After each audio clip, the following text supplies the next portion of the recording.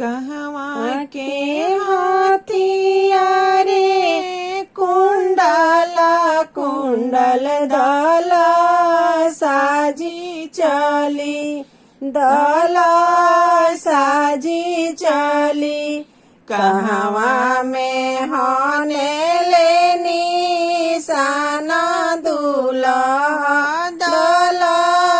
साजी चली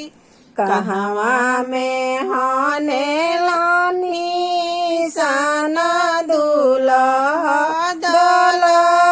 साजी चली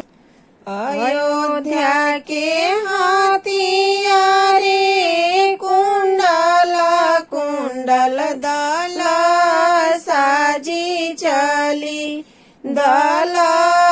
साजी चली जनकपुर में होने लानी साना दूल्हा दला साजी चली जनकपुर में होने लानी साना दूल्हा दला साजी चली काई उनकर खैनी पापा काई उनकर पियली दला साजी चली दला साजी चली काई उनकर रखली उधार दूल्हा दला साजी चली काई उनकर रखली उधार दूल्हा दला साजी चली दाल भात खैनी बेटी पानी उनकर पियली दला साजी चली दला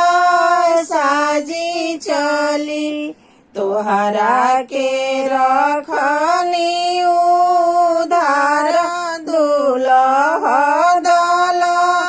साजी चली तोहरा के रखली उधार दूल्हा दला साजी चली दाल भात फेराई पापा पानी ढरकाव दला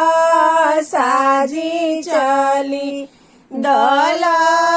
साजी चली हमरा के देहु कन्या दान दूल्हा दला